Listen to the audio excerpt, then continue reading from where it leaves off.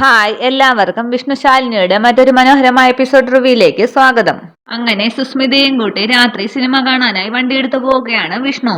പിന്നീട് കാണിക്കുന്നത് ശാരദാമ്മയുടെ വീടാണ്. അവിടെ ശാലിനിയെ കാണാതെ വിഷമിച്ച് നടക്കുകയാണ് ശാരികയും ശ്യാമയും ശാരദാമ്മയും. ഗേറ്റിന് മുന്നിലേക്ക് തന്നെ നോക്കി നിൽക്കുകയാണ് ശാരദാമ്മ. ശാരിക പറയുകയാണ്, പോലീസ് സ്റ്റേഷനിൽ പോയിട്ട് ആ കൊച്ചിനെ ഇതുവരെ കണ്ടില്ലല്ലോ അമ്മേ.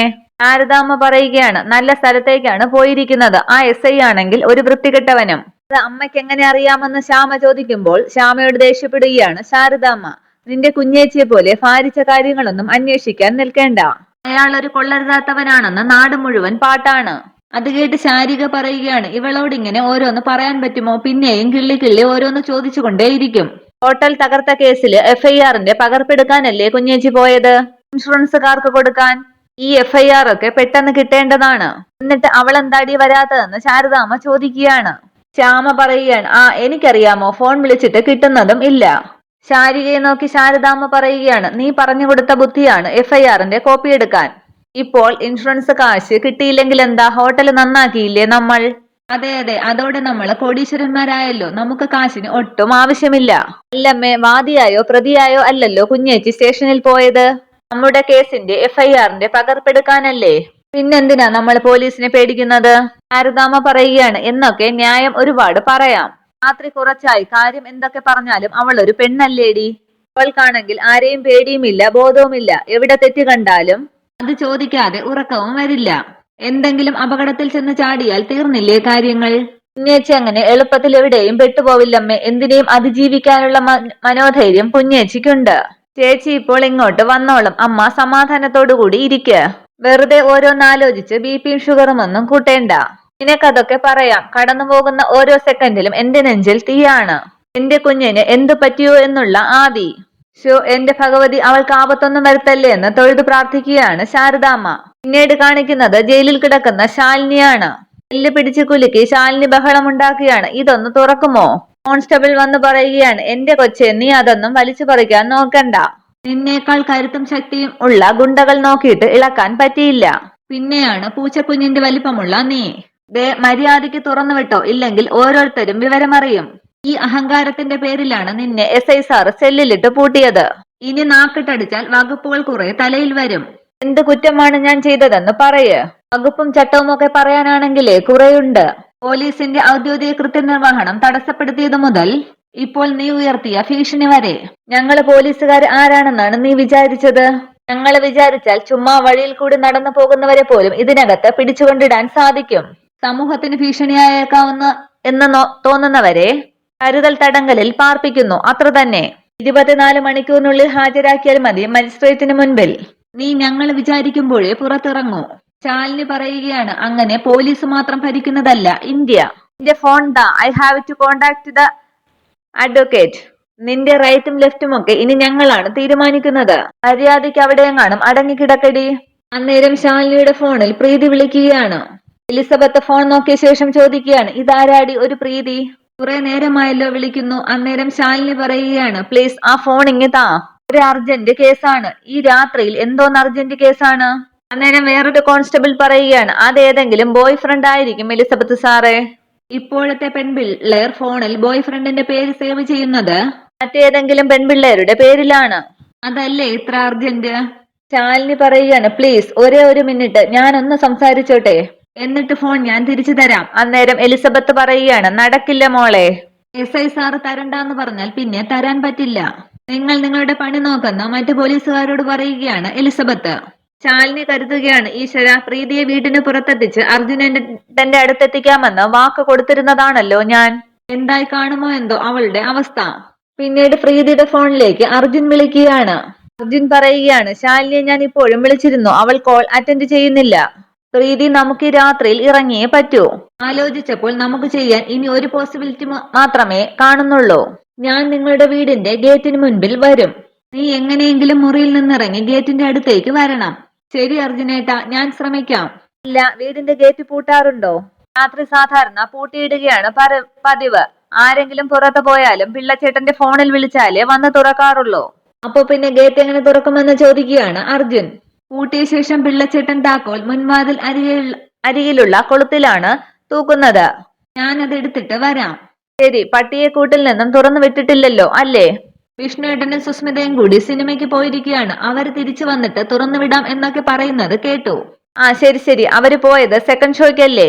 അപ്പോൾ അവര് ഉടനെയൊന്നും തിരിച്ചു വരുമെന്ന് പേടിക്കേണ്ട. നീ വീടിന്റെ പിൻവശത്തെ സ്റ്റെയർ ഇറങ്ങി ഗേറ്റിനടുത്തേക്ക് വാ, അപ്പോഴേക്കും ഞാൻ അവിടെ എത്താം. ഫോൺ വെച്ച ശേഷം പ്രീതി താഴേക്ക് ഇറങ്ങി താക്കോലെടുത്ത് മുകളിലെ റൂമിലേക്ക് പോകാൻ തുടങ്ങുമ്പോൾ അവിടെ ഇരുന്ന ഫ്ലവർ ഐസ് താഴെ വീഴുകയാണ്. സത്യഭാമ അത് കേട്ട് ഉണരുകയാണ്. പെട്ടെന്ന് പ്രീതി ആ ഫ്ലവർ ഐസ് എടുത്ത് നേരെ വെച്ച ശേഷം റൂമിലേക്ക് പോവുകയാണ്. പിന്നീട് പ്രീതി റൂമിലെത്തി ബാഗൊക്കെ പെട്ടിയൊക്കെ എടുത്ത് പിൻവാതിലെ സ്റ്റെയറിലൂടെ താഴേക്ക് ഇറങ്ങുകയാണ്. സ്റ്റെയർ ഇറങ്ങുമ്പോൾ പ്രീതിയുടെ കയ്യിൽ നിന്നും പെട്ടി താഴേക്ക് ഉരുണ്ടു വീഴുകയാണ്. ആ ശബ്ദം കേട്ട് പട്ടി കുരയ്ക്കുകയാണ്. പെട്ടി താഴെ വീഴുമ്പോൾ പ്രീതിയുടെ കയ്യിൽ നിന്നും താക്കോലും താഴെ പോവുകയാണ്.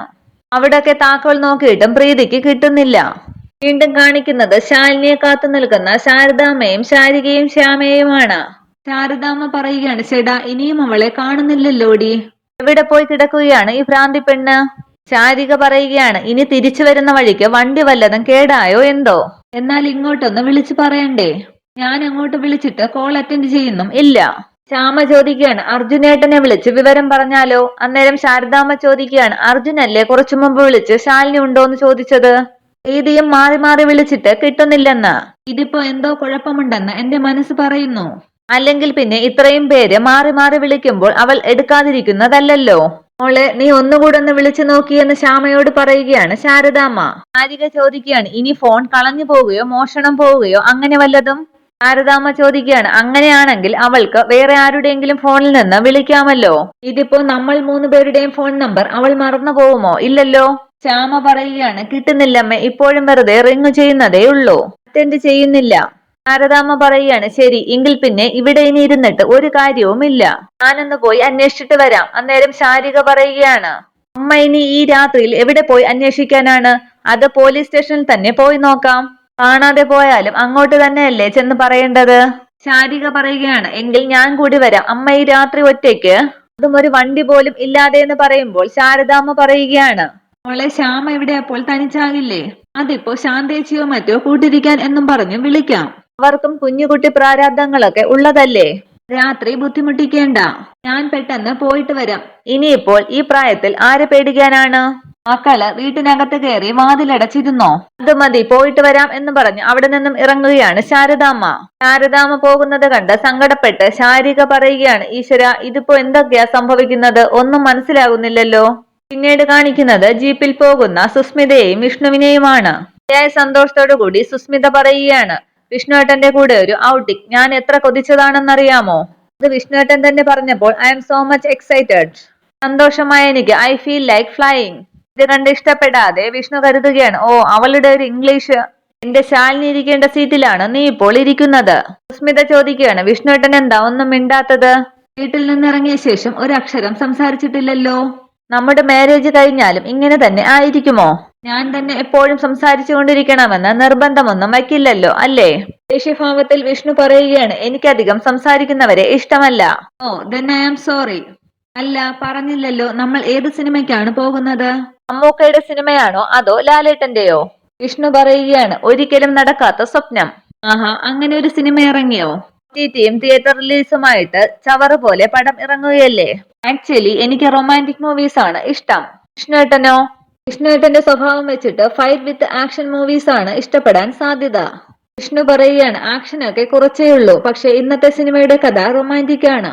ആഹാ really? Oh my god, I would love to seen it. അതിന് കഥ ഇത്രയേ ഉള്ളൂ. അത്യാവശ്യം തെമ്മാടിയാണ് നായകൻ. അല്പം തന്റെ ഇടവും ആവശ്യത്തിലധികം സൗന്ദര്യവുമുള്ള ഒരു പാവപ്പെട്ട പെൺകുട്ടിയുമായിട്ട് പ്രണയത്തിലാകുന്നു. അവൻ അവളോട് പ്രണയമാണെന്ന് അവൾക്കറിയില്ല. അവനാണെങ്കിൽ മുടിഞ്ഞ പ്രണയത്തിലും. സ്മിത ചോദിക്കുകയാണ്, ആ കാര്യം അവളോട് പറഞ്ഞാൽ പോരെ? പറയാൻ ആഗ്രഹമില്ലാഞ്ഞിട്ടോ ശ്രമിക്കാഞ്ഞിട്ടോ ഒന്നും അല്ല, പലവിധ സാഹചര്യങ്ങൾ കൊണ്ടും സാധിച്ചില്ല, അതാണ് കാര്യം. എന്നിട്ട് എന്ന് ചോദിക്കുകയാണ് സുസ്മിത. സമയത്താണ് പരിഷ്കാരിയും അഹങ്കാരിയുമായിട്ടുള്ള ഒരു നായകനോട് കടുത്ത പ്രേമവുമായിട്ട് രംഗപ്രവേശം ചെയ്യുന്നത്. അവളാണെങ്കിൽ അവന്റെ കഴുത്തിൽ ഒരു ബെൽറ്റ് ഇട്ട് പൂട്ടാനുള്ള ശ്രമം തുടങ്ങുകയാണ്. ആണോ? ഇവളെയൊക്കെ തല്ലിക്കൊല്ലണം എന്ന് പറയുകയാണ് സുസ്മിത. സുസ്മിതയെ നോക്കി ചിരിച്ചുകൊണ്ട് വിഷ്ണു കരുതുകയാണ്, നിന്റെ കാര്യം തന്നെയാടി ഈ പറഞ്ഞത്. ക്ലൈമാക്സിൽ മിക്കവാറും അവളെ തല്ലിക്കൊല്ലാൻ തന്നെയായിരിക്കും ചാൻസ്. സുസ്മിതയും പറയുകയാണ് അവൾക്ക് അങ്ങനെ തന്നെ വേണം, എന്നാലേ കഥ ഗുഡ് എൻഡിങ് ആവൂ. തിയേറ്റർ എത്താറായില്ലേ? നമ്മള് സെക്കൻഡ് ഷോയ്ക്കുള്ള സമയമായല്ലോ. ഇപ്പോൾ എത്തും. അതെ, സത്യം പറഞ്ഞാൽ ഇപ്പോൾ സിനിമയ്ക്ക് പോകണമോ എന്നാണ് ഞാൻ ആലോചിക്കുന്നത്. അയ്യോ, അതെന്ത് പറ്റി? സിനിമയ്ക്ക് പോകാനുള്ള മൂഡൊക്കെ അങ്ങ് പോയി. അതെ, നമുക്ക് ഏതെങ്കിലും കോഫി കഫേയിൽ പോയിരുന്നിട്ട് ഒരു കപ്പ് കാപ്പി കുടിച്ചാലോ? അത് ശരിയാവില്ല വിഷ്ണുട്ടാ. തിയേറ്ററിലെ മങ്ങിയ ഇരുട്ടിൽ പരസ്പരം കൈകൾ കോർത്തിരുന്ന ഒരു റൊമാൻറ്റിക് മൂവി കാണുന്നതിന്റെ സുഖം ഏതെങ്കിലും കഫേയിൽ പോയി മുഖത്തോട് മുഖം നോക്കിയിരുന്നാൽ കിട്ടുമോ? ഒരിക്കലുമില്ല. കോഫി നമുക്ക് പിന്നീട് കുടിക്കാം. അന്നേരം വിഷ്ണുവിന് ഒരു ഫോൺ വരികയാണ്. ഹലോ വിഷ്ണു മോനെ, ഇത് ടൗൺ സ്റ്റേഷനിൽ നിന്നും PC സേതുമാധവനാണ്. പറയണം സാറേ, എന്തായി നേരത്ത്? മോന് പരിചയമുള്ള ആ കൊച്ചില്ലേ, കുടുംബശ്രീ ശാരദയുടെ മകൾ ശാലിനി. അതിനെ ഇവിടെ ലോക്കപ്പിൽ പിടിച്ച് പൂട്ടിയിട്ടിരിക്കുകയാണ് SI. എന്ത് എന്ന് ചോദിച്ചു പെട്ടെന്ന് സഡൻ ബ്രേക്ക് ഇട്ട് വണ്ടി നിർത്തുകയാണ് വിഷ്ണു. എന്താ വിഷ്ണു ഏട്ടാന്ന് സുസ്മിതയും ചോദിക്കുന്നു. കാരണം എന്താന്ന് ചോദിക്കുകയാണ് വിഷ്ണു. പോലീസ് പറയുകയാണ് ആ കൊച്ചു FIR വാങ്ങിക്കാൻ വേണ്ടി വന്നതാണ്. എതിർ കക്ഷിയുടെ കയ്യിൽ നിന്നും കൈമടക്ക് വാങ്ങിച്ചിട്ടുണ്ടെന്ന് തോന്നുന്നു SI. ശാലിനി അയാളുമായി ഉടക്കായി. ഒടുവിൽ SI ശാലിനിയെ പിടിച്ച് ലോക്കപ്പിലിട്ടു. സെല്ലിന്റെ താക്കോലുമായിട്ട് അയാൾ പോവുകയും ചെയ്തു. അത് ശരി, സാറ് ഫോൺ വെച്ചോ, ഞാൻ വേണ്ടത് ചെയ്തോളാം എന്ന് പറയുകയാണ് വിഷ്ണു. ഇതൊക്കെ കണ്ട് സുസ്മിത ചോദിക്കുകയാണ് എന്താ വിഷ്ണു ഏട്ടാ? ഒന്നുമില്ല, എനിക്ക് വേറെ ചില കാര്യങ്ങൾ ഉണ്ടായിരുന്നു. അതിനുശേഷം വിഷ്ണു ഫോൺ ചെയ്ത് നീ എവിടെയാ ഇത് എന്ന് ചോദിക്കുകയാണ്. പിന്നീട് കാണിക്കുന്നത് സത്യഭാമയുടെ വീടാണ്. അവിടെ ആരും കാണാതെ ഗേറ്റിനടുത്തേക്ക് വരികയാണ് പ്രീതി. പക്ഷെ ഗേറ്റ് തുറക്കാൻ പ്രീതിയുടെ കയ്യിൽ താക്കോലില്ല. പെട്ടെന്ന് തിരിഞ്ഞു നോക്കുമ്പോൾ ഒരു ഏണി കാണുകയാണ് പ്രീതി. അതേസമയം ഗേറ്റിന് പുറത്തെത്തുകയാണ് അർജുൻ. പ്രീതി, ഞാനെത്തി, നീ ഗേറ്റ് തുറന്ന് ഇറങ്ങി വാ. ഒരു അബദ്ധം പറ്റി അർജുനേട്ട. പെട്ടെന്ന് ഇറങ്ങിയപ്പോൾ ഗേറ്റിന്റെ താക്കോൽ കയ്യിൽ നിന്നും പോയി. തിരഞ്ഞിട്ട് കിട്ടിയുമില്ല. നിനക്ക് സ്പെയർ കീ എടുക്കാമായിരുന്നില്ലേ? അതൊക്കെ അമ്മയുടെ റൂമിലാണ് ഏട്ടാ. അപ്പോൾ പുറത്തിറങ്ങാൻ വഴിയില്ല എന്നാണോ നീ പറയുന്നത്? ഇവിടെ ഒരു ഏണിയിരിപ്പുണ്ട്, ഞാൻ അതുവഴി ഇറങ്ങാമെന്നാണ് വിചാരിക്കുന്നത്. അതിന് നിനക്കത് ഒറ്റയ്ക്ക് പൊക്കാൻ പറ്റുമോ? ശരി, ഏതായാലും ഇത്രയായില്ലേ, ഞാൻ അങ്ങോട്ട് വരാൻ നോക്കാം. ഇങ്ങനെ വരാൻ? ഞാൻ മതില് ചാടാം. മതില് ചാടാനോ? കുഴപ്പമില്ല, അത്യാവശ്യം മതില് ചാട്ടമൊക്കെ എനിക്ക് വശമുണ്ട്. നേരം പട്ടി കുരയ്ക്കുകയാണ്. പട്ടിയുടെ കുര കേട്ട് അർജുൻ ചോദിക്കുകയാണ്, പട്ടി കുരയ്ക്കുന്നുണ്ടല്ലോ, അത് കൂട്ടിനുള്ളിലാണ്, ടെൻഷൻ അടിക്കേണ്ട. ശരി, ഞാൻ ദാ വരുന്നു എന്ന് പറയുകയാണ് അർജുൻ. അതിനുശേഷം ഏണിയെടുത്ത് ചാരി മതിലിലേക്ക് വയ്ക്കുകയാണ് പ്രീതി. അതേസമയം അർജുൻ മതിൽ ചാടി പ്രീതിയുടെ അടുത്ത് എത്തുകയാണ്. എന്ന് പറഞ്ഞ് പ്രീതിയുടെ പെട്ടിയെടുത്ത് ഏണിയിൽ കൂടി കയറി മതിലിന്റെ പുറത്തേക്ക് ഇടുകയാണ് അർജുൻ. എന്നിട്ട് പ്രീതിയും കയറ്റാൻ ശ്രമിക്കുന്നു. അന്നേരം സത്യഭാമയുടെ വീട്ടിൽ ലൈറ്റ് വീഴുകയാണ്. വാതിൽ തുറന്ന പിള്ളയും സത്യഭാമയും പുറത്തേക്ക് ഇറങ്ങുകയാണ്. പ്രീതി കയറെന്ന് അർജുൻ പറയുകയാണ്. പ്രീതി കയറാൻ ശ്രമിക്കുമ്പോൾ പെട്ടെന്ന് ഏണി താഴെ പോവുകയാണ്. പുറത്തേക്ക് ഇറങ്ങി നോക്കി സത്യഭാമ പറയുകയാണ്, നായ്ക്കൾ വല്ലാതെ കുരയ്ക്കുന്നുണ്ടല്ലോ. പ്രീതി പെട്ടെന്ന് അർജുനോട് പറയുകയാണ്, ആകെ കുഴപ്പമായി. അർജുനേട്ടൻ പോ, ഇനി ഒന്നും നടക്കില്ല. പെട്ടെന്ന് അവിടെയൊക്കെ ലൈറ്റ് അടിച്ച് നോക്കിയ ജയ പറയുകയാണ്, ദേ അവിടെ ആരോ ഉണ്ട്, വല്ല കള്ളന്മാരോ ആണോ എന്തോ. പ്രീതി പറയുകയാണ്, പോ അർജുനേട്ട, നമുക്ക് വേറെ ഏതെങ്കിലും ഒരു ദിവസം. അന്നേരം സത്യഭാമ പറയുകയാണ്, പിള്ളച്ചേട്ട, ആ പട്ടിയുടെ കൂടങ്ങ് തുറന്നു വിട്ടേ. ശരി സത്യാമ്മയെന്ന് പറഞ്ഞ് പട്ടിയുടെ കൂട് തുറക്കാനായി പോവുകയാണ് പിള്ള. പ്രീതി പറയുകയാണ്, എന്നെ കുറിച്ച് അർജുനേട്ടൻ പേടിക്കേണ്ട, ആരും അറിയാതെ ഞാൻ എങ്ങനെയെങ്കിലും കൈകാര്യം ചെയ്തോളാം, പോ അർജുനേട്ടാ എന്ന് പറയുകയാണ് പ്രീതി. അന്നേരം മതിൽ അപ്പുറത്തേക്ക് ചാടുകയാണ് അർജുൻ. അതിനുശേഷം പ്രീതിയുടെ പെട്ടിയുമായി അർജുൻ പോകുന്നു. ആരും കാണാതെ അകത്തേക്ക് കയറാനുള്ള ശ്രമത്തിലാണ് പ്രീതിയും. ഇത്രയുമാണ് ഇന്നത്തെ എപ്പിസോഡ് വിശേഷങ്ങൾ. Okay, thank you.